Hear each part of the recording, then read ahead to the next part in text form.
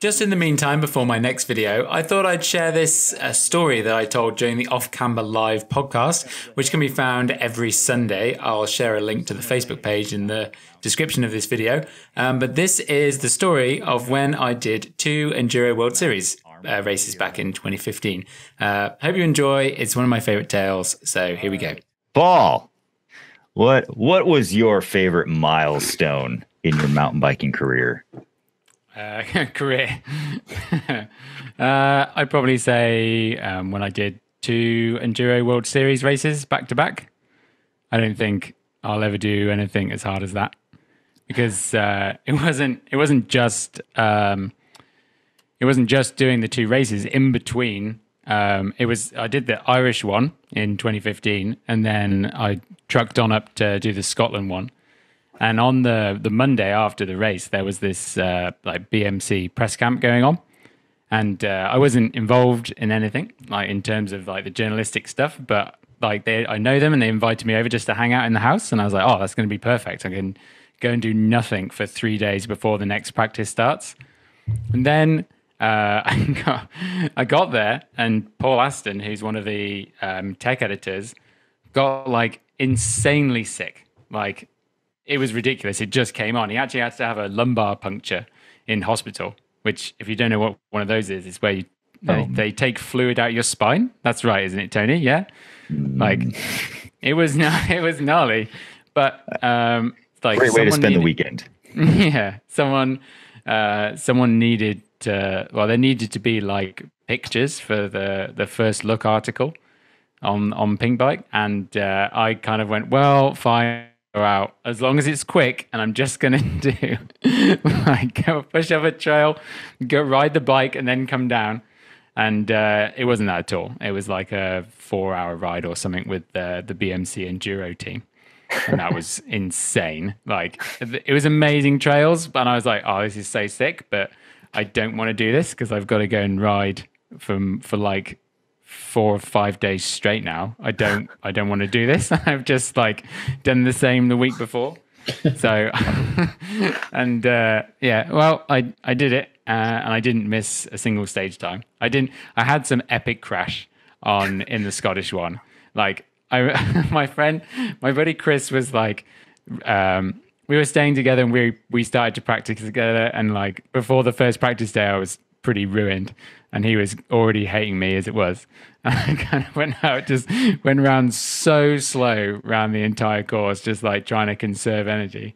And then we got up to the stop. You kind of did the first two stages over here, and then the next 2 stages were over here for day 1.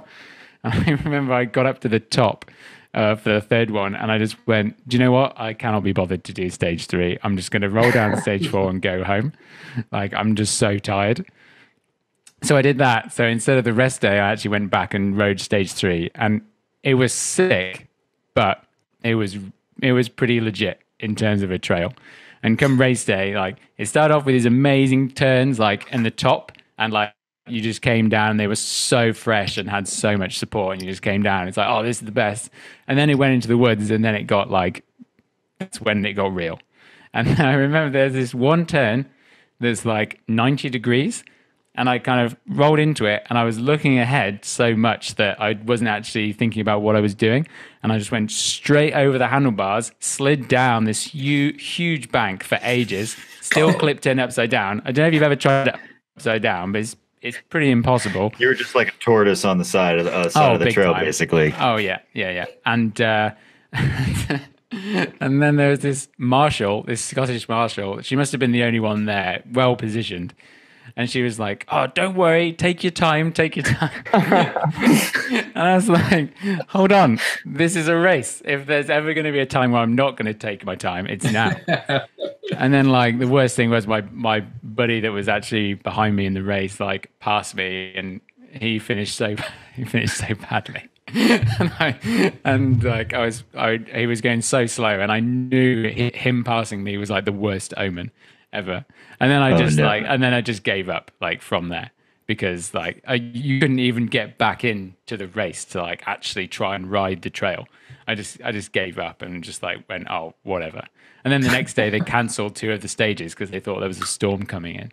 and that was the best news ever. And I had You're like, that was it. The whole story for that news. oh yeah, that was the best. And the next day it was like the transition times were insane. Like you could almost walk in between the transitions. It was ridiculous because like the year before they had this like Whistler 2014 had like that huge controversy right about the transition times and like how it was just insane to get there. So for Scotland, they seemed to do the exact opposite and made them so generous. Like I was pulling into like stage 1, I think like Renee Wilderhaber was just about to set off, just to like put into context like how much gap there was. Yeah. But anyway, I'm rambling, so I'll stop. But yeah, that was easily, that's going to be forever, I think that's going to be my biggest achievement. I just can't help but like picture you like on the side of the trail with like your bike in the air and the lady just like, take your time. It's okay. And like people just whizzing past you like, what? That's a classic sideline comment. I feel like just someone crashes and people are shouting, "Oh, take your time," or just encouraging them. Yeah, it's probably okay. You really can still nice. finish. Yeah, I think it was like someone's mum, right, being really nice and thoughtful. Like, Yeah. I'm gonna be nice to this guy. I'm like, oh, poor thing. And the red mist is just carrying on, and the rage is just going like this. But yeah. All right. So.